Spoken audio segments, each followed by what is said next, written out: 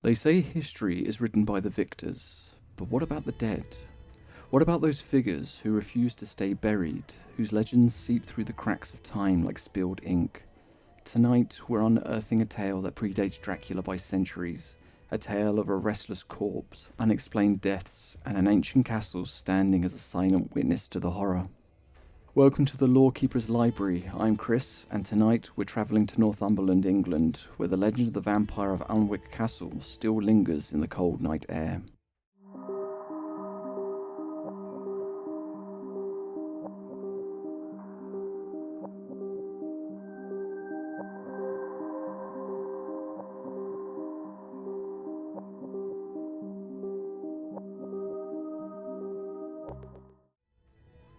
In the 12th century, long before Bram Stoker put pen to paper and gave us Count Dracula, an English historian named William of Newburgh recorded a chilling tale in his Historia Rerum Anglicarum, the history of English affairs. Like the folklore of Eastern Europe, this was not a whispered village tale, but an event that people at the time believed to be true. The legend of the Alnwick Vampire stands out as one of the earliest documented cases of vampirism in Western Europe. But was it truly a blood-drinking revenant, or was it something else, something far more explainable, fueling this terrifying belief? Tonight, we'll unravel this mystery. Now, don't forget to like and subscribe to the channel for more stories of myths and legends. When we think of vampires, our minds often go straight to Dracula, to Eastern European folklore, and we often think of the Carpathian Mountains, Transylvania and Romania. These are places where vampire lore is deeply embedded in a cultural tradition, and the origin of the vampire hysteria that swept across the 18th century Europe. However, the Alnwick Vampire predates the legends of Vlad the Impaler by nearly 400 years. Our story takes us to medieval England, to the imposing stone fortress of Alnwick Castle, where a nobleman, Lord Devesky, ruled over the land. Unlike the noble lords of chivalric legend, Devesky was no shining example of virtue. He was known for his greed and his cruelty, exploiting his tenants, disregarding the clergy, and fostering an air of resentment amongst his people. At the time, Northumberland was a rugged, dangerous land, a frontier region constantly under threat from Scottish raids and internal strife. Disease, war, and death were everyday realities. Fear of the unknown, of divine punishment, and of supernatural forces shaped the minds of the people who lived there. And in the case of Lord Devesky, the fear would turn into legend. The details of Lord Devesky's demise vary. One account claims that he was a man of unchecked lust and jealousy, who one evening met his end in the most undignifying way, falling from the castle walls while he spied on his wife in the act of adultery. Another version suggests that he succumbed to the plague or an unknown illness, a fate common in the 12th century. But no matter how he died, the horror began after he was buried. Before long, villagers began reporting strange sights. A dark figure was seen prowling the fields at dusk, moving with unnatural speed. Livestock was found drained of blood, their bodies eerily untouched aside from small wounds. Then the sickness, a wave of unexplained deaths, victims found pale and weak as though something had drained the very life from them. The villagers believed they knew the cause. Their former lord had returned from the grave. What makes this tale so significant is that it predates many of the well-known vampire legends of Eastern Europe. Most people associate vampirism with Romania, Serbia and Hungary, yet we have a documented case from the 12th century England. William of Newburgh, a historian of the time, recorded this and several other accounts of undead returning from the graves. He wrote, "It would not be easy to believe that corpses come out of their graves and wander around in full view unless there were many cases supported by ample testimony." This made it not just a folk story whispered amongst villagers. This was a phenomenon taken seriously enough to be chronicled in medieval history books, and Lord Devesky was one of the most infamous examples. The legend bears a striking resemblance to later vampire cases in Europe, with similar symptoms such as mysterious illnesses, bloodied corpses, and supernatural sightings led to grave exhumations and ritualistic purges of suspected vampires. Could it be that the concept of vampires originated not in the Balkans, but in medieval England? Returning to the castle Alnwick, in the wake of witnesses recording shadowy figures stalking the streets at dusk, of livestock found with their blood drained, and the mysterious plague that spread through the villagers sought guidance from the church, believing something unnatural had taken hold of the castle Alnwick. The local clergy, familiar with the rites of exorcism and the medieval methods of dealing with unwanted spirits, made a decision: they would exhume the body. However, what they found beneath the soil would confirm their worst fears. Despite being buried for some time, the corpse was shockingly intact. The skin was still supple, the body was bloated as though it had recently fed, and worst of all, blood dripped down from its mouth. To the medieval mind, this was undeniable proof of vampirism. This discovery led to the next step in medieval vampire extermination: the ritualized destruction of the body. The priests, alongside terrified villagers, did what they considered the only way to rid the land of an undead menace. They dragged a corpse from its grave, hacked it apart, and burned the remains to ashes. And after that had happened, the terrors ceased. There was no more sightings, no more livestock deaths, no more unexplained illness. And so the ritual had worked, and the Lord of Alnwick, vampire or not, was gone for good. This account of a nobleman returning from the grave to prey on the living bears a striking resemblance to later vampire cases of Eastern Europe. In 1725, the Serbian peasant Peter Pologovic was exhumed after villagers claimed he had risen from the grave to kill his family. His body was found fresh with blood at the mouth, and with this evidence, his body was swiftly staked and burnt. In 1726, Arnold Parol of Serbia was accused of vampirism, having died and reportedly returned to attacked villagers. His body was found uncorrupted, and his grave was desecrated to end the terror. Even Bram Stoker's Dracula, written in 1897, mirrors the same themes: a nobleman who defies death, preys on the living, and must be destroyed through an elaborate ritual. And yet, here in Alnwick, we have the story that dates back to the 1100s, long before the vampire hysteria swept through Europe. So could it be that this English case influenced later vampire lore? Or was it the fear of the undead, something deeply ingrained in human culture that surfaces in different places and times? What is certain is the story of the Alnwick Vampire refuses to die, just like the creature itself. And so to truly understand the legend of the Alnwick Vampire, we must explore the place where it all began. A fortress that has stood for nearly 1,000 years, watching over Northumberland through war, rebellion and swift tides of history. Alnwick Castle was built in the late 11th century, shortly after the Norman conquest of England. Positioned in Northumberland, one of England's most volatile regions, it was not merely a grand residence, it was a military stronghold, strategically placed to defend against Scottish invasions. For centuries, it served as the home for some of England's most powerful noble families, including the Visky and Percy families. But with power come conflict. Alnwick Castle was the site of countless battles, sieges and betrayals. And one of the most historical famous moments came in 1093, during the Battle of Alnwick, where King Malcolm III of Scotland was ambushed and slain just outside the castle walls. His son Prince Edward was also mortally wounded, and the battle cemented Alnwick's reputation as a place of bloodshed and unrest. Could it be that such violent history left an imprint on the land? Some believe that the horrors of war, the death of kings, and the suffering of the people contributed to Alnwick's haunted reputation. Though despite having a grim past, Alnwick Castle has evolved over the centuries. It transformed from a medieval fortress into a lavish aristocratical home, complete with Renaissance-style renovations in the 18th century.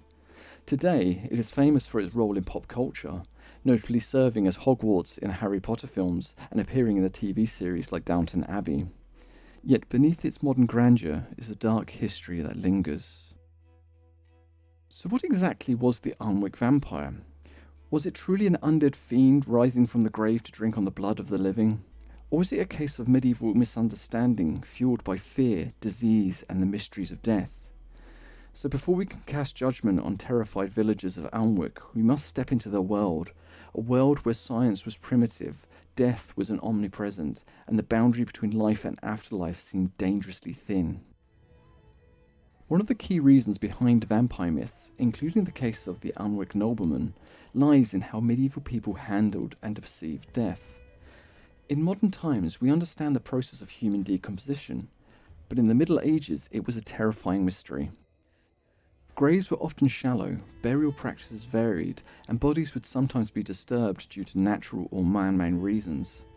When medieval people exhumed bodies, what they saw could be deeply unsettling. And so, let us break this down. The first is the fresh corpse phenomenon. In some cases, bodies decompose at different rates, depending on environmental factors. Cold, damp conditions like those found in Northumberland, slow decay, meaning a corpse could appear strangely well preserved within weeks or even months after death. To the medieval mind, this wasn't natural. It was a sign that the dead was still active. There is also the bloated body and feeding illusion. As bacteria breaks down a body, it produces gases that bloat the corpse, pushing blood and fluids towards the mouth. This can make it look as if the deceased has recently fed, the exact detail that convinced people of Alnwick their former lord had risen from the grave. And then there is the moaning of the corpses. As gases escape from a corpse, it can produce a low groan or a sighing sound, which could often be mistaken for the dead trying to speak. Could you imagine the horror of hearing this while you're digging up a suspected vampire? Another important factor in medieval vampire legends is disease. In Alnwick, the nobleman's return was accompanied by a mysterious sickness that spread through the village, leaving people pale, weak and coughing up blood. To the medieval mind, this wasn't caused by bacteria or viruses, it was work of the undead. Many historians believe that vampire myths were actually attempts to explain plagues and epidemics. The symptoms of diseases like tuberculosis or TB closely resembles the supposed victims of vampires. Where the victims become pale and weak, they suffered from unexplained weight loss, they coughed up blood and seemed drained of life. Without understanding of infection, people looked for a supernatural cause. When an exhumed corpse shows signs of decay misinterpreted as vampiric activity, the logical solution was to destroy the body. We also have to consider the connection between religious fear and the unrested dead. Medieval Europe was deeply religious, and many vampire myths were rooted in Christian belief. The idea of the undead walking among the living was not just terrifying, it was a sign of divine punishment. In many cases, suspected vampires were those who had lived wicked lives, such as criminals, heretics, and the excommunicated. The Alnwick nobleman fits this pattern. He's said to have been cruel, corrupt, and unrepentant in his sins. The belief that was such individuals could not rest in peace. Instead of passing into the afterlife, their souls were trapped between worlds, their bodies corrupted and animated by dark forces. And so, the only solution? Ritual destruction. Burning, beheading, staking the corpse. This was to all ensure that it could never rise again. Finally, we can't ignore the power of fear itself. Mass hysteria has been responsible for many supernatural panics throughout history. When a community was gripped by terror, their minds filled the gap. Shadows become lurking figures, unexplained deaths became the work of monsters, and fear breeds more fear. The case of the Undead Vampire follows this classical pattern of moral panic. A nobleman dies under suspicious circumstances. A sickness spreads, leading to widespread fear. Stories of shadowy figures and dead livestock emerge, and the villagers seek supernatural explanation and dig up the nobleman's corpse. Then there's the sight of the bloated body and the blood-streaked mouth confirming their fears. And so in desperation, they destroy the body by burning it, and when the sickness subsides, they believe the vampire had been vanquished.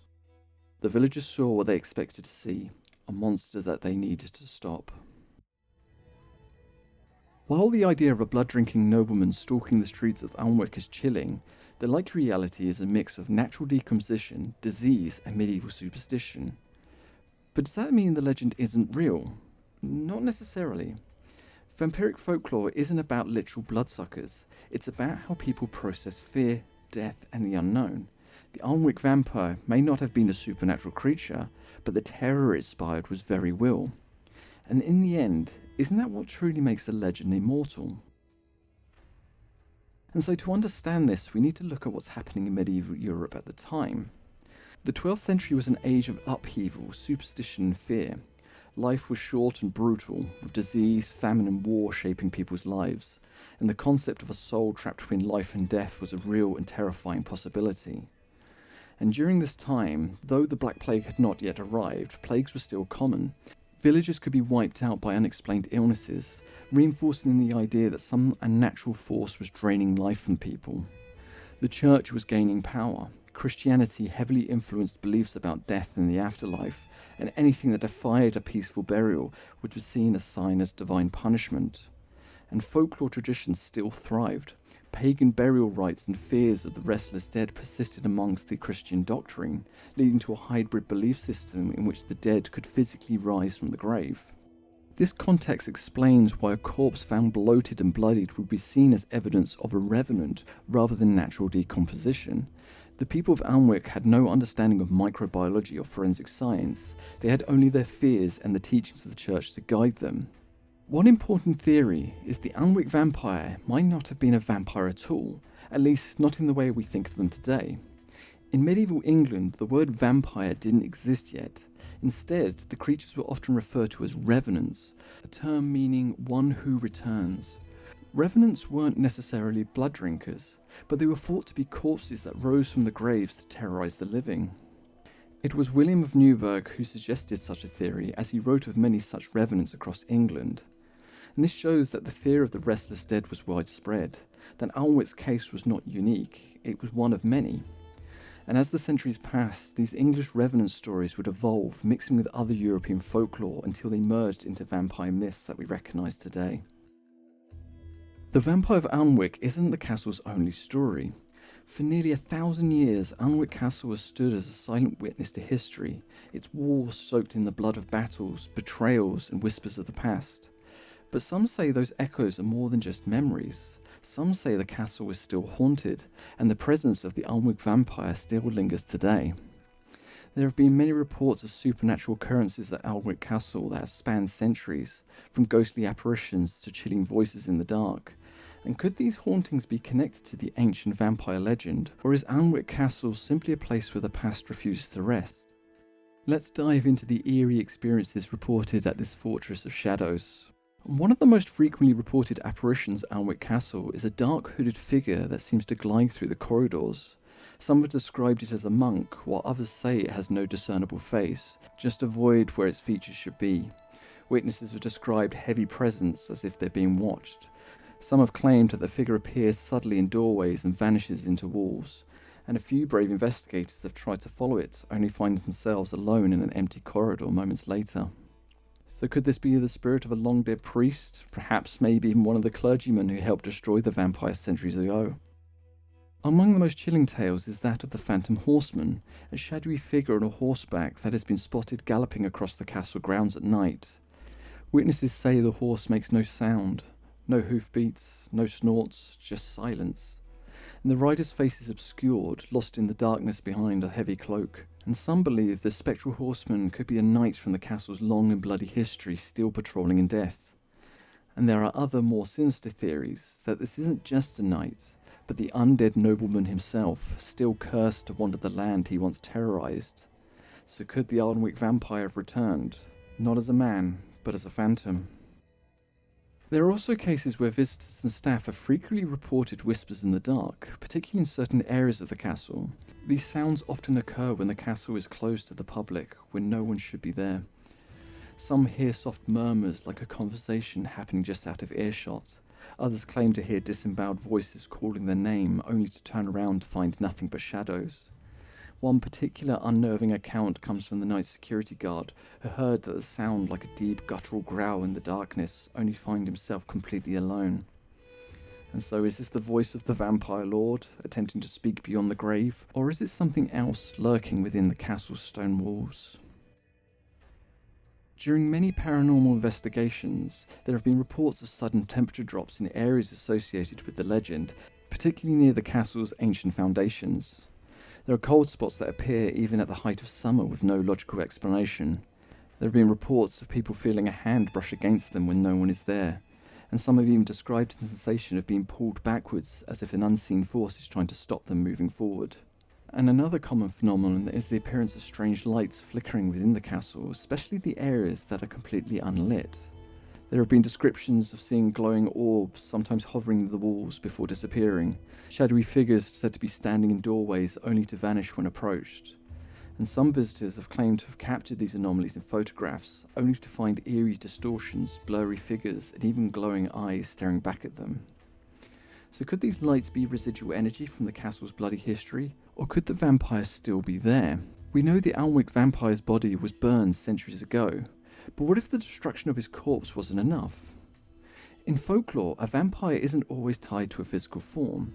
Some legends suggest that a vampire's curse lingers even if its remains are destroyed. Some paranormal investigators believe that the strange occurrences at Alnwick Castle, the shadows, the voices, the ghost rider, could all be linked to the ancient undead nobleman who is still haunting his former home. So if you ever find yourself walking through Alnwick Castle at night, keep your ears open, listen carefully, because if you hear a whisper behind you or feel the cold breath on your neck, it might not just be the wind. So was the Alnwick Vampire real? It's a question that lingers like a shadow in the corridors of history. The tale has the hallmarks of a classic vampire legend: an unholy revenant, unexplained deaths, panicked village, and a final desperate act of destruction. But was this truly an undead creature rising from the grave to feast upon the living? Or was it a tragic misunderstanding born from fear, superstition, and the limitations of medieval knowledge? Perhaps the answers lie somewhere in between. One thing is certain: the legend of the Alnwick Vampire has never truly died. Even today, visitors of the castle report ghostly encounters, eerie whispers, and shadow figures lurking in the halls. Is this the lingering spirit of the infamous undead nobleman, still bound to the land he once ruled? Or is the castle itself simply a place where history refuses to rest, its walls echoing with the memories of those who have lived and died within them? Whatever the truth, one thing is certain: the legend of the Alnwick Vampire endures, its shadow stretches across centuries, and like the vampire, some stories refuse to stay buried. Thank you for joining me today in the Lorekeepers Library. If you enjoyed the video, please don't forget to leave us a like and share these stories to help keep the world of folklore telling alive. Also, don't forget to subscribe. We do have a lot of listeners who haven't subscribed yet, and your support helps us greatly. And if you have a favourite folklore tale or want to hear more about a certain creature, do drop it in the comments below. We love to hear from you. And so, until the next time we visit the library, keep exploring the world with wonder.